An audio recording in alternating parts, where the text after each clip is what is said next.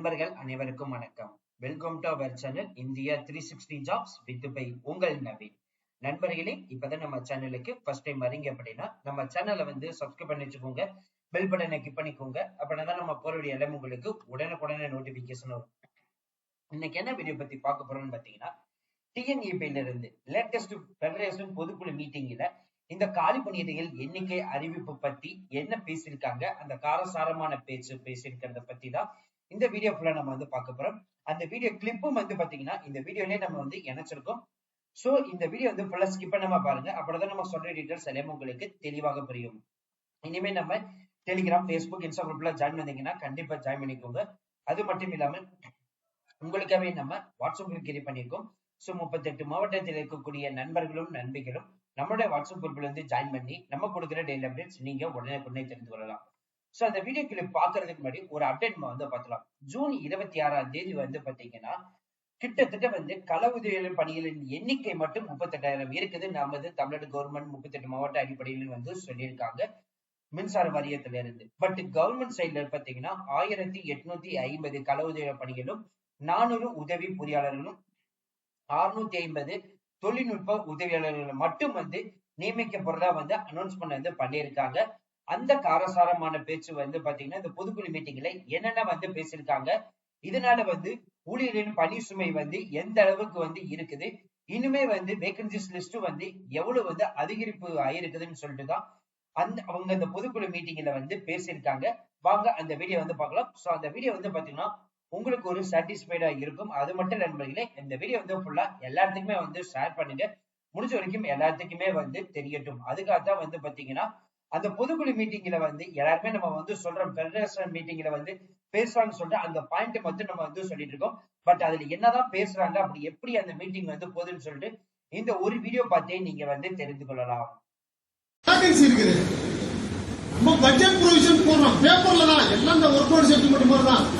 நாங்க பாட்டுக்கு கையெழுத்து போட்டு போவோம், நீங்க சாங்ஷன் பண்ண மாட்டீங்க. அது பாட்டுக்கு பேப்பர்ல இருக்கு. அது பாட்டுக்கு அப்புறம் அடுத்த வேகன்சி வரும்.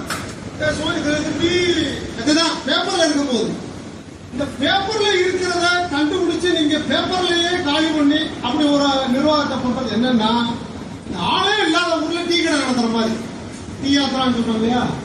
இதனால நமக்கு ஒரு 10 பைசா வரப்போகுது. ஆனா அதுக்கு ஒரு 10 கோடி ரூபாய் நம்ம செலவு பண்ணி ஒரு ஏர்னஸ் ஒரு கம்பெனியை வர சொல்லி, அப்போ ஆர்டிபிஷியல் இன்டெலிஜென்ஸ் முறையில அப்படி கம்ப்யூட்டர்லயே கணக்கு வழக்க பார்த்து அதெல்லாம் அப்படி எல்லாம் குறைச்சா இது சரியா வந்துடும், இது குறைச்சா அது சரியா வந்துடும், அங்க ஸ்டாஃபை குறைக்கணும் இங்க ஸ்டாஃபை குறைக்கணும்னு சொல்லிட்டு என்ன அது ஒன்றும் புரியல. என்ன ஆர்டிபிஷியல் இன்டெலிஜென்ஸ்ல வச்சு கொடுக்குற ப்ரொபோசலை வச்சு கம்ப்யூட்டர்ல வச்சுக்கிட்டு லிங்கை கனெக்ட் பண்ணி விசா கால் பாத்துறீங்களா, இல்ல பில்லர் பீஸ் போடுறீங்களா, இல்ல ஹெச்பிஎஸ் போடுறீங்களா, என்ன சர்வீஸ் கனெக்ஷன் கொடுத்துருக்கீங்களா, எனக்கு ஒன்றும் புரியல. என்ன பிரச்சனைன்னு சொன்னா, இங்க இருந்து ஒரு ப்ரொபோசல் போகுது, 11,000 பேர் கேட்டு நீங்க போறீங்க. வேகன்சி இன்னைக்கு 30,000 இருக்கு, 36,000 இருக்கு. இந்த வருஷத்துல 40,000 ஆக போகுது. ஆர்டபிள்யூல மட்டும் only CA, wireman, field assistant இந்த 3 போஸ்ட்ல மட்டும் 40,000 போஸ்ட் இந்த வருஷத்துல வருது. ஏற்கனவே 36,000 வேகன்சி இருக்கு. இந்த வருஷத்தோட 4,000 வேகன்சி கொடுத்து வந்துருச்சு. நீங்க இங்கேருந்து ப்ரொபோசல் அனுப்புறீங்க, அங்கேருந்து பார்த்தா அது ஏதோ சொன்னா 1850 அப்படின்னு சொல்லி ஒரு கொடுத்துருக்காங்க அப்ரூவல். அப்படின்னு என்ன பிரச்சனைன்னா, நாங்க தெய்வம் மாதிரி நினைச்சு என் பேர் சுப்பிரமணியன், எனக்கு இந்த நட்சத்திரம், எனக்கு இந்த ராசி, ஏன் கஷ்டம் இது அப்படின்லாம் நான் தெரியவங்கள்ட்ட சொல்லியும் அந்த என்னன்னா போய் கடவுள்கிட்ட வரம் கொடுக்குற கடவுள்கிட்ட எப்படி பேசுறீங்க, எந்த லாங்குவேஜ்ல பேசுறீங்க, ஏன் எங்களுக்கு புரியும். ஆமா, அதுதான் நமக்கு பேசுறது இல்லைங்களா. அவர் சமஸ்த நம்ம நம்பிட்டு இருக்கான். ஆனால் ஓய் என்னன்னு பார்த்தா ஒண்ணுமே இல்லை. அப்படிங்கிறப்ப எங்களுக்கு என்ன பிரச்சனைன்னு சொன்னா, நாங்க உங்கள்கிட்ட எப்படியாவது வாங்கி கொடுத்துருக்கீங்கிற நம்பிக்கை போச்சு. நேரடியா யாரு கொடுக்குறாங்க அவரையே வர சொல்லுங்க, நாங்க அவர்கிட்ட பேசிட்டோம். என்னப்பா நீங்களா நிர்வாகத்தில் இருக்கக்கூடிய டைரக்டர்ஸ் இவ்வளவு அனுபவம் இருக்குது, இவ்வளவு எக்ஸ்பீரியன்ஸ் இருக்கு, இந்த நிர்வாகத்துல ஏழில இருந்து நீங்க கீழே இருந்து மேல வந்து இவ்வளவு டிபிகல்டிஸ் இருக்கு, நம்ம தொழிலாளி இவ்வளவு கஷ்டப்பட்டு இருக்காங்கிறத உணர்ந்திருக்கக்கூடியது வாரிய தலைவரோட உணர்ந்து பேசுறாரு. பல இடத்துக்கு ஸ்பாட் விசிட் போறாரு. டிபிகல்டிஸ் இவ்வளவு இருக்குங்க அப்படின்றாரு. நான் கண்டிப்பா வாங்கி தருவேங்காரு. ஆனா கடைசியில எங்கேயோ ஒரு இடத்துல ரெஃப்யூஸ் ஆகுது அப்படின்னு சொன்னால் எங்களுக்கு என்ன வேற வழின்னு சொன்னா எனக்கு நம்ம பேசிட்டு இருப்போம். எங்க பிரச்சனையை பேசுறோம், நாங்க சொல்றது நியாயமே அவர் சொல்லட்டும், நான் அக்செப்டட் என்ன பண்ண வேண்டாம், நான் எடுத்துட்டு போறேன். இல்ல எங்களுக்கு புரியல என்ன பண்ணுவாங்க. சொல்லிக்கிட்டே இருக்கோம். யார பார்த்தாலும் இவ்வளவு வேகன்சி இருக்கு, பத்திரிகையில வேகன்சி இருக்கு. அது பாட்டுக்கு ஏதோ ஒரு அரசியல்ல நம்ம சாதாரண விஷயம் பாக்குறப்ப நீங்க பாட்டு கடந்து போயிட்டே இருக்கீங்க. இதுக்கு மேல சம்பளத்தை வாங்கி கொடுத்தா அவன் என்ன பண்றது? உயிர் இல்லாத வேலையில சம்பளத்தை கூட வாங்கி கொடுத்தா மட்டும் அந்த குடும்பம் சந்தோஷமா? பொண்டாட்டிய பார்க்க முடியல, உள்ள முகத்தை பார்க்க முடியல, ராத்திரி போல நாங்க வேலை செய்ய வேண்டி இருக்குது அப்படின்ற ஒரு சூழ்நிலையில நீங்க என்ன சம்பள பேச்சுவார்த்தை பண்ணி அதனால என்ன ரிசல்ட் வந்துட போகுது? இந்த இண்டஸ்ட்ரியில ஒரு அஜெண்டாங்கிறது இருக்கா? 8 மணி நேரம் நான் வேலை பார்க்கறேன், ஓய்வு எடுக்கிறேன், உரத்தான் மறுநாள் காலையில என்னுடைய மைண்ட் ஆகி காலையில வந்து வேலை செய்யறது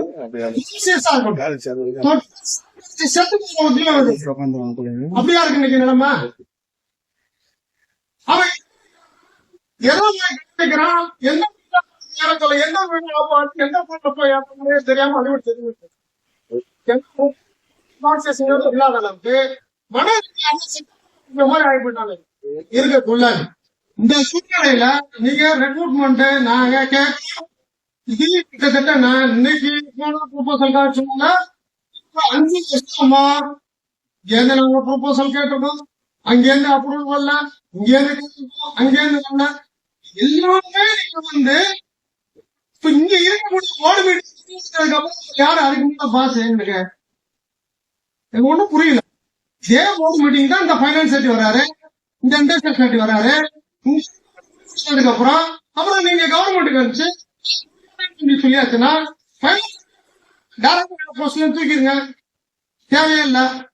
இங்க உட்கார்ந்து இது ப்ரொபோசல் எல்லாம் ஒரு டிசிஷன் எடுத்ததுக்கு அப்புறம் அதே மக்கள் அங்க போய் நான் வந்து முடியாது அப்படின்னு ரிஜெக்ட் பண்றாரு சொல்லியாச்சுன்னா என்ன ஒரே உத்தியம் பார்க்கக்கூடிய ஒரு ஐஏஎஸ் அதிகாரி 2 உத்தியம் பண்றாருன்னா எங்களால. சோ அப்ப எங்களுக்கு என்ன பிரச்சனை?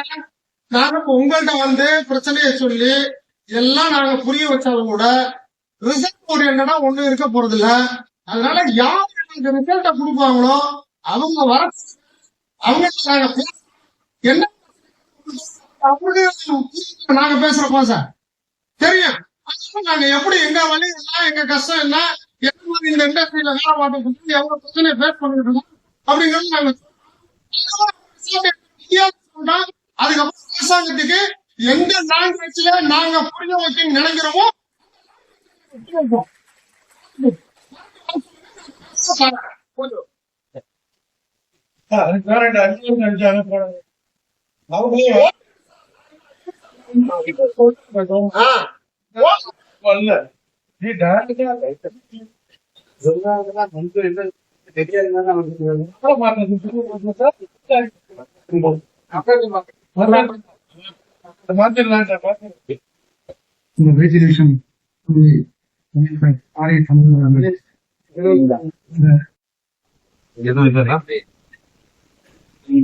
அனைவருக்கும் வணக்கம். எங்களுடைய மத்திய சிஐடி சார்பாக உங்களுடைய வணக்கத்தையும் வாழ்த்துக்களையும் தெரிவித்து முதல்ல ஒரு நம்பிக்கை வைக்கிற செய்தியாக உங்களுடைய அழைப்பை எங்கள் சமமாக. ஏன்னா நீங்க இதுல ஒர்க் பாயிண்ட் சொல்ல எம்ப்ளாயிஸ் தான் சொல்லிருக்கீங்க. எம்ப்ளாயிஸ் சொல்லும்போது அதிகாரிகளுக்கும் சேர்த்து நடத்த வேண்டும் என்ற எதிர்பார்ப்பு எங்களுக்கு இருக்கிறது என்பதை நாம் பதிவு செய்ய. அடுத்தது பேசுகின்ற பொழுது சென்ற ஒப்பந்தத்தில் விடுபட்ட பகுதிகள் சம்பந்தமாக சில விஷயங்களை சுட்டிக்காட்ட ஒண்ணு அலவன்ஸ் கமிட்டி என்பது போடப்பட்டது. ஏனென்றால் 20 மாதங்கள் கணக்கு என்பது கூட 20 இல்ல 24 16 கிட்டத்தட்ட 2 ஆண்டுகள் முடிவு. அந்த அலவன்ஸ் கமிட்டி கூடி இன்றைக்கு இருக்கின்ற விலைவாசியின் அடிப்படையில பணியாளர்களுக்கான அலவன்ஸை பற்றி பேசவில்லை என்பதை எங்கள் சங்கத்தின் சார்பாக கவலையோடு சுட்டிக்காட்ட விரும்புகிறேன். வெறும் ஊதியம் மட்டும்தான் கொடுக்குது. HRA, CC எல்லாம் உயர்த்தப்படல. அதுக்கு அடுத்தது வேலை சம்பந்தம் ஒப்பந்தத்துல கடந்த 22/2/2018 போட்ட ஒப்பந்தம், வேலைக்குழு ஒப்பந்தம் தொடரும் என்று சொல்லப்படுது. என்ன இதுல பிரச்சனை கேட்டீங்கன்னா, 2018 இருந்து 2027 வரைக்கும் 7 ஆண்டுகளுக்கு வழங்கப்பட்ட விதிகளுக்கு ஏற்ப இம்போஸ்டேஷனே பண்ணல. கூடுதல் பணிச்சுமையோட தொழிலாளி பணியாற்றிட்டு இருக்காங்க இந்த 7 வருஷ காலம். ஒரு பக்கம் வேகன்சி இருக்கு. அப்ப அந்த வேலைக்குழு ஒப்பந்தத்தை விரைவில் பேசி கொஞ்சம் சொன்னாதான் இன்னைக்கு இருக்கிற எவ்வளவு அனுமதிக்கப்படுகின்ற பதவிகள் என்ன என்பது நமக்கு தெரியும். என்னுடைய கோரிக்கை முதல்ல வேலையை சீக்கிரம் எவ்வளவு சீக்கிரம் பேசி முடிக்கணுமோ அதை பிடிக்கும். அதுக்கு அடுத்தது சென்ற ஒப்பந்தத்துல 1/2019 முதல் 16/5/23 வரைக்கும் பெண்வாரியின் பணியில் இணைந்தவர்களுக்கு 6% ஊதியர்கள் வழங்கப்படாது ஒப்பந்தத்துல சொல்ல கிடையாது. ஆனா அதுக்கப்புறம் ஒரு ஆர்டர் இஷ்யூ பண்ணுங்க. மின்சார வாரிய வரலாற்றில் இல்லாத ஒரு புதிய விஷயமான அந்த விஷயத்தை நாங்க பார்க்கணும். ஏறத்தாழ 9617 கேங்மேன் தொழிலாளி, அதே போல வாரிசுகள் 1050 பாதிக்கப்பட்டார். 2 ஆண்டு காலமாக அந்த பணி பைனான்ஸுக்கும் எனர்ஜிக்கும் ஒன்றும் புரிய மாட்டேங்குது. எங்களுடைய ஒப்பந்தம் போட்ட அதிகாரிகள் இன்னைக்கு இல்ல. ஆனா அந்த பேப்பர்ல வேலை செய்வதற்கு, அதை எடுத்து செய்வதற்கு தடை ஒண்ணு நீங்க அரசை கையாண்டின்னு சொல்ல முடியாதுன்னு சொன்னா நாங்க அரசு சண்டை போடுறது தயார். ஆனா அதை விட்டுட்டு இன்னைக்கு ஒரு பேசிருக்கிறோம், பேச்சுவார்த்தை நடத்திருக்கு, போர்டு மீட்டிங்ல வைக்கிறாங்க. ஒரு தகவலுக்கு எனக்கு கிடைச்சிருந்தாங்கன்னா ஒவ்வொரு போர்டு மீட்டிங்லயும் இது நிதி என்ற காரணத்தை சொல்லி நீங்க இந்த காலி பண்றது என்று சரியில்லை. தயவு செஞ்சு வாரிய உயிரிழந்தவர்கள், போர்டு மீட்டிங் இருக்கிறவர்கள் இது குறித்து தெளிவாக பேசி அடுத்த அந்த தொகையை வாங்கி கொடுக்கிறோம். ஏன்னா ஒவ்வொரு நிதிச்சுமையும் இந்த காரணம். இப்ப கூடி நீங்க என்ன ப்ரொபோசல் வைக்கிறது அப்படிங்கிற வரிகள் வந்து கடந்த கால வரலாறு ஒண்ணு இருக்கு. போன வேதி காட்டின மாதிரி வாரியம் ஒரு ஆலோசனை கொடுப்பாங்க. எனக்கு இருக்கிற நிதிநிலைமை இருக்குது. கடந்த 4 ஆண்டுகளாக போனஸ் பேச்சுவார்த்தை கூட நீங்க ஏதோ எங்களை கூப்பிட்டு வச்சு ஃபார்மாலிட்டி பேசுனீங்க. இப்ப அது கூட இது கிடையாது. நீங்களாக அறிவிச்சிருவீங்க. கவர்மெண்ட்ல வந்துட்டு அதே தான் பீஃபிகர் உங்களால நடந்துட்டு உங்களோட பேலன்ஸ் ஷீட் வந்துட்டு என்ன வருமானம் எந்த அடிப்படையில செய்யறதுல ஏற்படும் இல்லை. இந்த மாதிரி நீங்க வாரிய நிலை வச்சு நாங்க உங்களுக்கு ஒரு 10% தரோம் அல்லது ஒரு 5% ஏதாவது ஒண்ணு அதை எங்களுடைய கவர்மெண்ட் நாங்க சொல்றதுக்கு ரெடியாது. அதான் கடந்த காலம் வளர்த்து.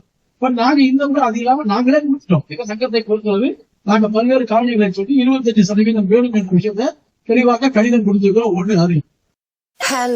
ஏன் இதை சொல்ல வரணும்னு கேட்டீங்கன்னா, 3 லட்சம் FSF உயர்த்தி கொடுத்தாங்க 9/2020 கவர்மெண்ட் ஆர்டர். பட் EPல எப்ப இருந்து போடுவான்? போன வருஷம் 10ஆம் மாசத்துல இருந்து எஃபெக்ட் ஆகுது 24. நீங்க அதுல கேங்மேன் தொழிலாளர் தான் 22 தொழிலாளி இறந்து. நீங்க அந்த 3 லட்சம் 5 லட்சம் வந்துச்சுன்னு சொன்னா அந்த குடும்பத்துக்கு அந்த 2 லட்சம் ரூபாய் கிடைக்கும். அதுல என்னங்க ஆயிரப்போகுது? நம்மளுடைய செலவினங்கள் எங்க இருக்கு பாருங்க. இப்ப கிராஜுவேட்டி உயர்த்தி ஆர்டர் போட்டாச்சு. 1/1/2024 எஃபெக்ட். 10ஆம் மாசம் ஆர்டர் போட்டாச்சு. 1 வருஷம் ஆகி போச்சு. மின்சார வாரியத்துல அந்த 25 லட்சத்தை உயர்த்தி கொடுப்பது உத்தரவு வர மாட்டேங்குது. இதெல்லாம் எப்படி சரியாது? அரசு உத்தரவை அலுவலகம் கிடையாது, மற்றது கிடையாது, எல்லாமே அரசை பின்பற்றி நடக்க வேண்டும் என்று சொல்லுகின்ற வாரியம் அரசுடைய பலன்களை பணியாளர்களுக்கு 25 லட்சத்தை வழங்குவதில் என்ன தடை? ரொம்ப சொல்றேன், தயவு செஞ்சு இந்த போர்டு மீட்டிங்ல பேசணும் செய்யணும் அப்படிங்கறதெல்லாம் கீழே கடுமையான அதிருப்தி. ஆகவே அதை கொஞ்சம் கணக்க வச்சுக்க வேண்டும் என்பது என்னுடைய ஒரு பிரதான குறி. அடம்படி சொன்னாங்க அவர் பேசும்போது கிரீன் எனர்ஜியில தான் லாபம். ஏன்னா இன்னைக்கு ஒரு மின்சாரத்தை உற்பத்தி பண்றதுக்கு நீங்களே சொல்லுவீங்க 60 மின்சாரம் ஆயிடும்ல. சோலார்ல EV தொழிலாளி கிடையாது, விண்டுல EV தொழிலாளி கிடையாது, அதிகமா இல்ல. தொழிலாளி இல்லாத இடத்துல உங்களுக்கு லாபம் வரதானே செய்யும். நீங்க அதுதானே வந்து டிஸ்ட்ரிபியூஷனையும் தெலுங்கையும் அத்தரப்பு பண்ண போறீங்க. எல்லாம் அவுட் சோர்சிங் வரைக்கும் போகும்போது தொழிலாளிகள் இடத்துல நிர்வாகத்துக்கு வருமானங்கள் அதான் அது இருக்கிற உண்மை. நீங்க தொழிலாளி எதுக்காக போறீங்க? விண்டு நம்ம சோலார் ஒரு யூனிட் நீங்க 5 ரூபா மின்சாரம் வாங்குறீங்க, இன்னொரு இடத்துல ஒரு யூனிட் அதே 36 இடத்துல 7 ரூபாய்க்கு வாங்குறீங்க. வித்தியாசம் இது என்னதான் காரணம் ஒழிய நீங்க பவர் பர்ச்சேஸ் நியாயமாக இருக்குன்னு சொன்னால், நாம உற்பத்தி அதிகப்படுத்துற நடவடிக்கை எடுத்தீங்கன்னு சொன்னால் இன்னும் லாபம் கிடைக்கும். உங்களுடைய பேலன்ஸ் எங்களுக்கான சப்பளம், ஓய்வூதியருக்கான ஓய்வூதியம், எக்ஸ்பெண்டிச்சர் கணக்கு போட்டா நீங்க கட்டுற வட்டியை விட எங்களுடைய தொகை என்பது கம்மியா தான் இருக்கிறது என்பதை கவனத்தில் கொண்டு வரணும். 2வது, ஒப்பந்தத்தின் அடிப்படையில நீங்க வேலைக்குழு குறித்து 2018 இருந்து 2025 வரைக்கும் இன்னைக்கு அப்ராக்சிமேட்டா பார்க்கணும்னு சொன்னா குறைஞ்ச ஒரு 40,000 பதவிகளாவது உருவாக்க வாய்ப்பு என்பது இருக்கு. அதே போல அண்ணா சொன்ன மாதிரி எங்ககிட்ட பேசாமையே நீங்க கண்டுபிடிச்சிட்டு ரீஎம்ப்ளாய்மெண்ட் டிஸ்கன்யூ அது திரும்ப வாங்கிக்கலாம் இப்படின்னு நீங்களே சொல்லி பதவி 8,000 போஸ்ட் பிரிச்சிங் ஆஃப் செட்டில்மெண்ட் ஐயர் இருக்கிறாங்க எல்லையா இருக்காரு எல்லாருக்குமே தெரியும். தொழிற்சங்கம் போக முடியாம இல்ல, இதெல்லாம் தவறு என்று சுட்டி காட்டி ஓரளவுக்கு தடுத்து வச்சு நிறுத்தி இருக்கிறோம்.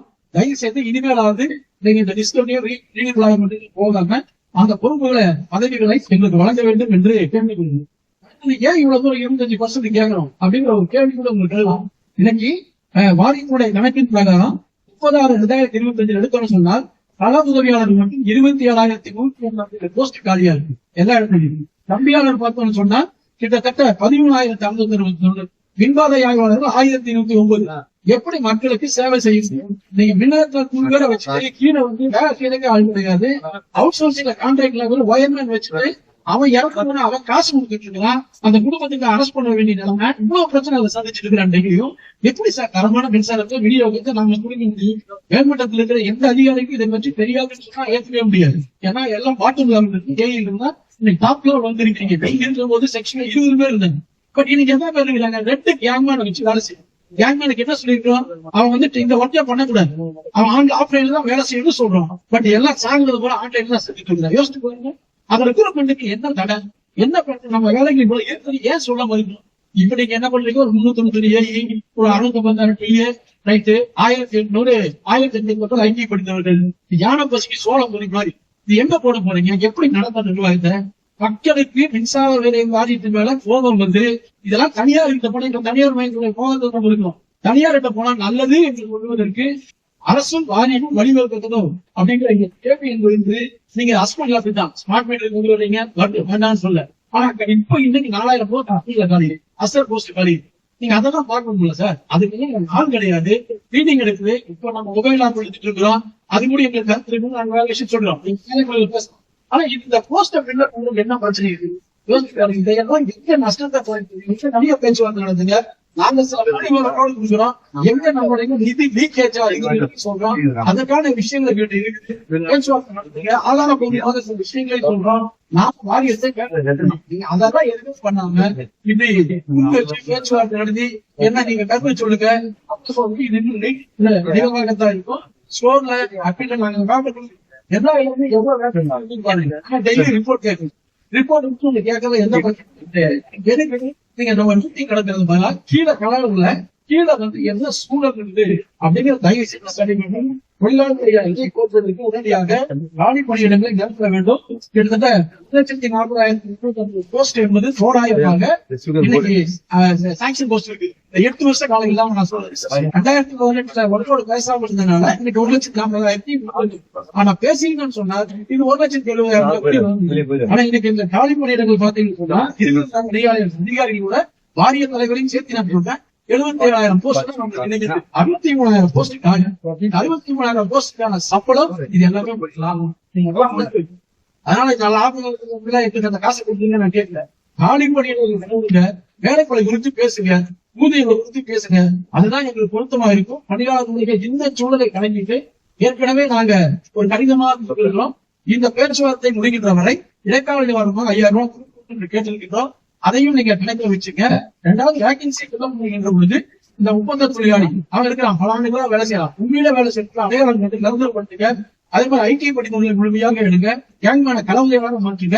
இதுக்கு மேல கடைசியா ஒன்னே சொல்லிடுச்சுங்க, அலுவலகத்தை சுத்தம் பண்ற காலேஜ் ஒரு 1,700 பேரு மின்வாரிய நிர்வாகம் தலைமை பொறியாளர் அலுவலகம் கீழே இருந்து 10 கிலோ வாங்கிச்சு. ஒரு 940 பேரை போட்டுட்டு பாக்கி போடாம வச்சுட்டு இருந்தீங்க. அந்த இடத்த கூடி 70 ரூபாய் ஸ்கொயர் ஃபீட்டுக்கு 70 ரூபாய்க்கு 70 பைசாக்கு அவுட் சோர்சிங் எப்படி சார் நியாயமா இருக்கு? யார் சார் கொண்டு அலுவலகத்துக்கு 20 பைசாக்கு வருவாங்க? அலுவலகம் சுத்தம் இருக்கு. இப்ப பணியாளர்கள் பூரா வாங்குற சம்பளத்தை ஆளுக்கு ஒரு 200 300 கொடுத்து ஒவ்வொரு இடத்துலயும் வச்சுட்டு இருக்காங்க. இது எந்த விதத்திலையும் பொறுப்பு இல்லை. மத்திய சுவிட்ச் சொல்றோம், நம்ம கிளீன் இந்தியான்னு சொல்றோம். இது எல்லாம் சுத்தமா இருக்கணும்னு சொன்னா துப்புரவு பணியாளர்கள் தயவு செய்து எல்லா அலுவலகத்துக்கும் போட வேணும். இந்த கோரிக்கையோடு எங்களுக்கு நியாயமான ஊழியருக்கு 25% வழங்க வேண்டும் என்று பதிவு செய்யணும்.